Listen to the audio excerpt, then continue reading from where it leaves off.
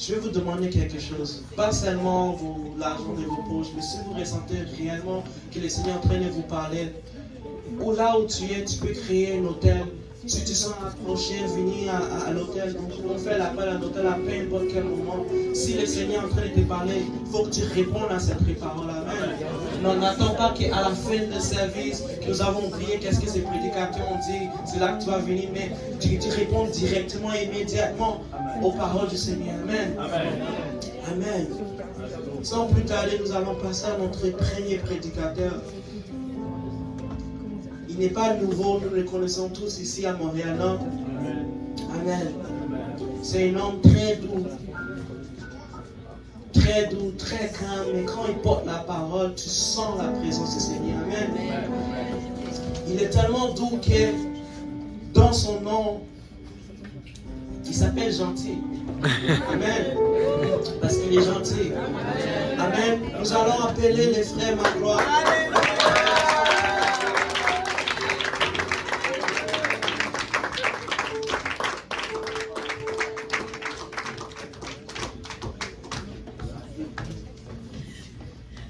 Gloire à Dieu tout le monde.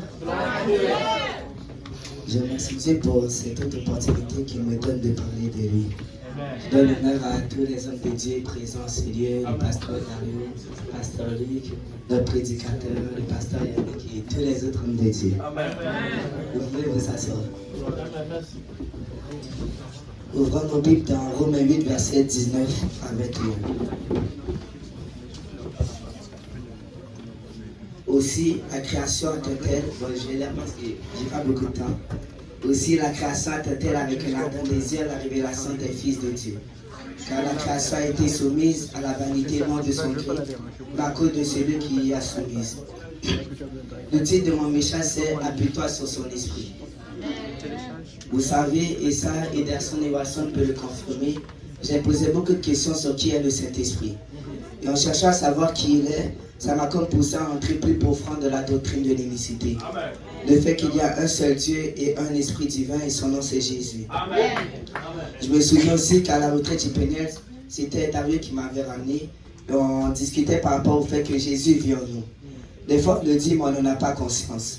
Dieu vit en nous. Nous sommes le temple du Saint-Esprit. Je désirais tellement savoir qui est le Saint-Esprit parce que j'ai compris une chose. Il est celui qui pourra combler toutes mes faiblesses, toutes mes incapacités, tous mes manquements. Il est celui qui me qualifie, qui me donne la force de faire la volonté de Dieu. J'ai compris qu'en fait, tous les problèmes que j'ai dans ma marche avec Dieu, qu'il est la solution à cela. Dieu nous appelle à le servir, mais Dieu ne nous appelle pas à le servir de façon charnelle.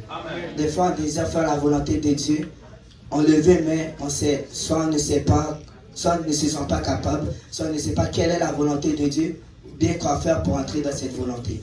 La Bible dit dans 1 Corinthiens 2, verset 11, « En effet, qui parmi les hommes connaît les pensées de l'homme, si ce n'est l'esprit de l'homme qui est en lui? De même, personne ne peut connaître les pensées de Dieu, si ce n'est l'esprit de Dieu qui est en lui. » J'aimerais dire à quelqu'un que si tu as l'esprit de Dieu en toi, tu n'es pas n'importe qui dans le royaume de Dieu. Tu es un témoin, tu es un fils. Car tu as en toi la pensée de Dieu et la capacité de faire la volonté de Dieu en toi.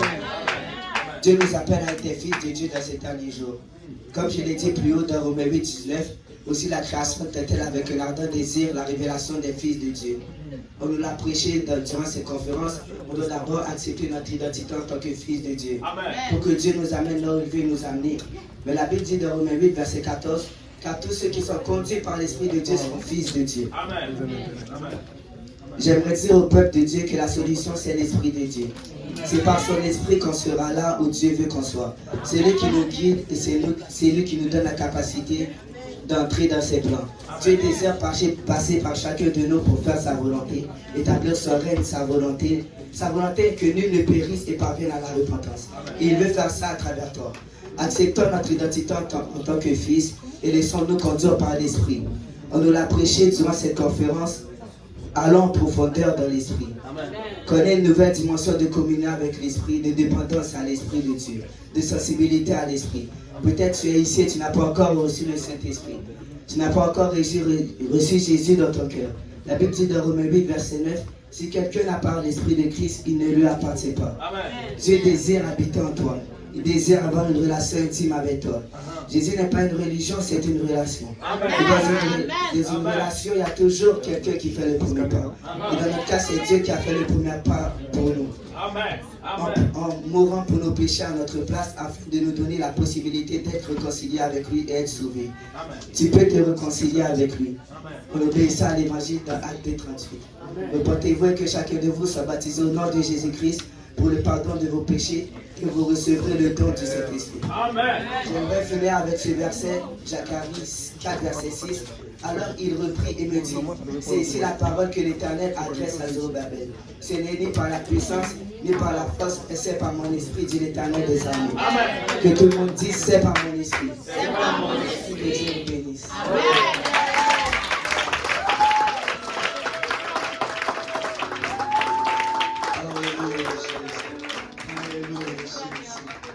Alléluia, Jésus.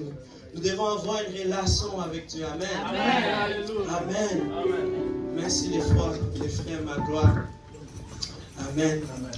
Donc, sans plus tarder, l'air nous fait la guerre. Nous allons inviter notre deuxième